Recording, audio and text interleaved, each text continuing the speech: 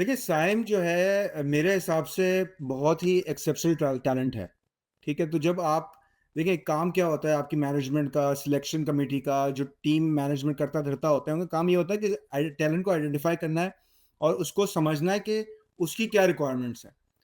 तो जब वो टीम में आ जाता है, फिर उसको आपने चांसेस देने होते हैं उसके हिसाब से, राइट? आप ये नहीं कह सकते कि आप उसको 3-4 मैचेस खिलवाएँ और फिर आप फारिग कर दें। तो आप देखिए, ये आपको क्रेडिट देना पड़ेगा कि इस मैनेजमेंट ने और इससे पहले इवन बाबर के टाइम पे भी और शान एज़ अ टेस्ट टीम के अंदर भी जो है अच्छा डिसेंट रन दिया है साइम को।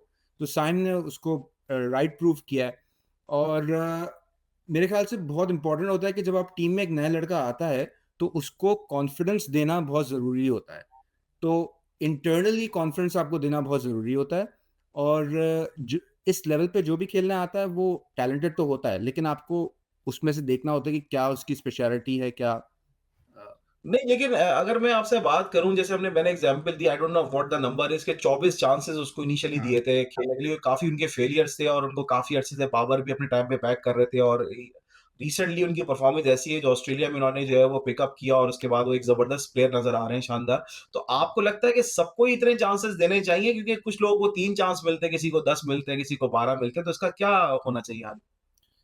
देखिए जैसे मैंने कहा कि क्योंकि वो एक्सेप्शनल टैलेंट है, तो फिर उसके साथ जो बर्ताव है, वो भी थोड़ा डिफरेंट वारंट करता है, ठीक है? एक तो ये चीज़ हो गई। दूसरी ये चीज़ हो गई कि मुझे जो 24 आप चांसेस कह रहे हो, ये सारे टी20 और वनडे मिला के कह रहे हो, राइट? और इंक्लूडिंग टेस्ट बिल्कुल, भी हैं ये? बिल्कुल।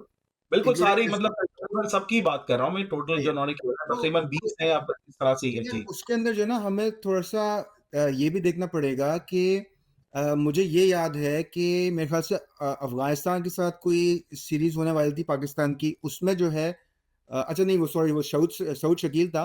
लेकिन इवन साइम के साथ भी जो है जब आप ओपनिंग उसको करवा रहे हैं, ठीक है ना? तो आप अगर आप उसको बार-बार ये कहते रहें कि अगर साइम नहीं चला तो हम वापस से अपने बाबर और रिज़वान की ओपनिंग पे रिवर्ट कर जाएँगे, जो कि हुआ था जब न्यूज़ीलैंड टूर पे पाकिस्तान गया था। न्यूज़ीलैंड में मेरे ख़्याल से जो वनडे सीरीज़ इस तरह कुछ हुआ था या इवन अभी जब शाहीन शाह अफ़रीदी इनफैक्ट कैप्टन था साल के शुरू में, तब इसी तरह की बातें आ रही थी कि अगर साइम नहीं चला, तो फिर वापस हम रिवर्ट कर जाएँगे, जब हफ़ीज़ और ये सब थे ना मैनेजमेंट के अंदर।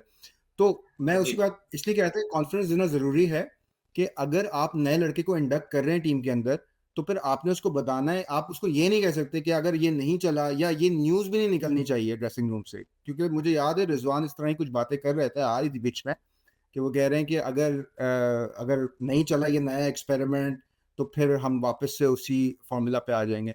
तो मेरे ख़्याल से तो डिज़र्व करता था साइम बिल्कुल उसने बहुत अच्छा परफ़ॉर्मेंसेज़ दी हैं, डोमेस्टिकली दी हैं, बहुत अच्छा खेला है और मेरे ख़्याल से हमें ज़रूरत है इस किस्म के प्लेयर की जो टी20s में आके मोमेंटम कैरी कर सके।